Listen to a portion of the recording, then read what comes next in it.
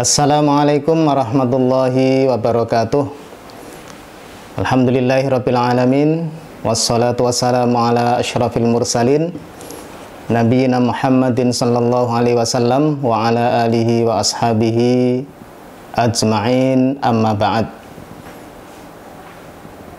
Bapak-bapak dan ibu-ibu keluarga besar SD Muhammadiyah Birrul Walidain yang kami hormati, serta siswa-siswi yang kami cintai, alhamdulillah pada saat ini kita telah masuk di 10 hari pertama atau telah menyelesaikan 10 hari yang pertama bulan Ramadan.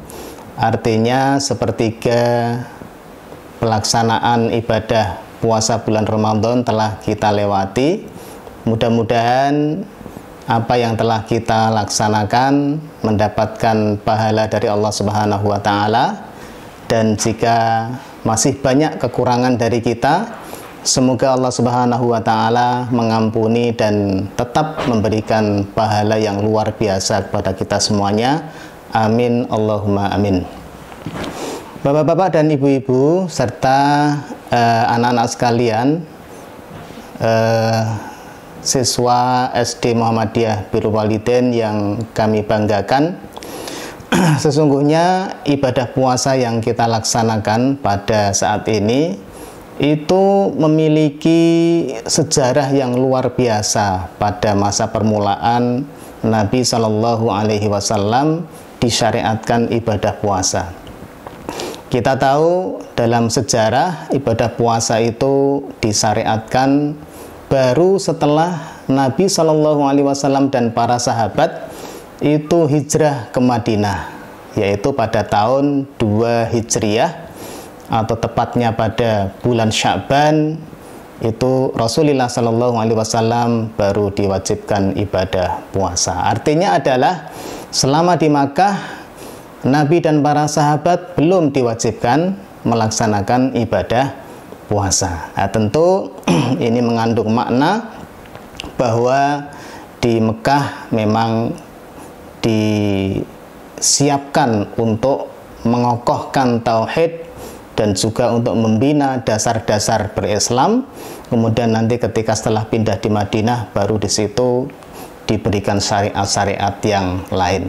Bapak-bapak dan ibu-ibu sekalian yang berbahagia, kalau kita lihat dalam sejarah, diwajibkannya ibadah puasa ini sesungguhnya adalah dari apa yang terjadi di Madinah ketika berinteraksi dengan orang-orang Yahudi. Itu orang Yahudi mengolok-olok Rasulullah Shallallahu Alaihi Wasallam, yaitu ketika orang-orang Yahudi itu berpuasa pada tanggal 10 Asyura, ya, itu hari di mana Nabi Musa dan umat Bani Israel itu diselamatkan dari kejaran Fir'aun. Kemudian orang-orang Yahudi berpuasa. Oleh karena itu Rasulullah Shallallahu Alaihi Wasallam mengatakan, kami kaum muslimin lebih berhak untuk berpuasa karena Rasulullah ini adalah meneruskan risalah dari Nabi Musa alaihissalam. Tetapi oleh orang-orang Yahudi ini diolok-olok, Nabi Muhammad ini atau Muhammad itu tidak punya ajaran sendiri. Katanya Islam itu beda dengan Yahudi, tetapi kenapa kok puasanya sama? Oleh karena itu Allah Subhanahu wa Ta'ala menurunkan satu syariat puasa khusus untuk umat Islam, yaitu puasa Ramadan. Dan saat itu pula para sahabat dan Rasulullah Shallallahu Alaihi Wasallam melaksanakan ibadah siam. Demikianlah ma'asyiral muslimin rahimakumullah, sejarah sedikit mengenai disyariatkan ibadah siam. Dan kalau kita lihat, ternyata di bulan Ramadan Rasulullah Shallallahu Alaihi Wasallam bukan berarti kemudian di situ tidak menghadapi tantangan-tantangan yang luar biasa. Kita lihat dalam sejarah, ternyata peperangan yang terjadi pertama kali itu justru terjadi di bulan Ramadan, saat dimana kaum muslimin pertama kali mendapatkan syariat puasa, yaitu yang biasa kalau kita baca di tarikh atau sirah nabawiyah itu dinamakan dengan Perang Badar Kubro. Itu terjadi pada permulaan disyariatkannya ibadah siam, yang oleh karena itu para sahabat dalam kondisi ibadah Ramadan tetapi mendapatkan tantangan yang luar biasa, yaitu berperang melawan kaum musyrikin Quraisy yang dari sisi jumlah kaum muslimin juga kalah 1:3, karena kaum muslimin itu sekitar 313, sedangkan kaum kufar musyrik Quraisy itu sekitar 1000.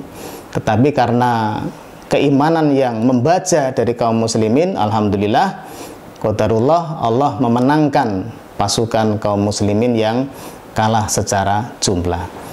Termasuk juga terjadi dalam peperangan yang dialami oleh Rasulullah Shallallahu Alaihi Wasallam, yaitu dalam kasus menaklukkan kota Mekah atau Futuh Mekah, ya, Fathu Makkah, itu juga terjadi pada bulan Ramadan. Walaupun pada saat itu tidak terjadi pertempuran yang memakan korban, tetapi penaklukan kota Mekah secara damai. Tetapi ma'asyiral muslimin rahimakumullah, dari peristiwa-peristiwa yang terjadi di dalam bulan Ramadan itu bisa kita ambil satu kesimpulan, bahwa walaupun bulan Ramadan ini bulan di mana kita diperintahkan untuk berpuasa, tidak makan, tidak minum, dan lain-lain yang membatalkan puasa, tetapi jangan sampai kemudian puasa ini menyebabkan kita tidak bersemangat, ya, tidak punya semangat perjuangan untuk menegakkan dan mengamalkan Islam ini sebaik-baiknya.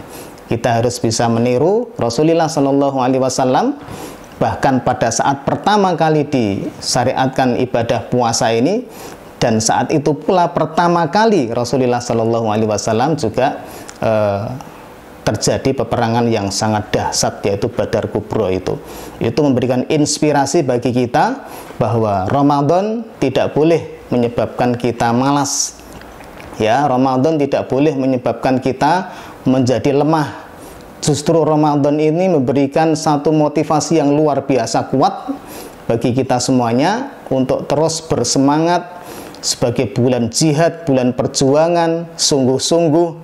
Dalam konteks anak-anak mungkin bersungguh-sungguh belajar, ya, apalagi yang kelas 6 ini sebentar lagi akan menghadapi ujian sekolah. Ya, mari dengan semangat Ramadan ini kita jaga kualitas puasanya, kita jaga semangatnya, kita jaga perjuangannya.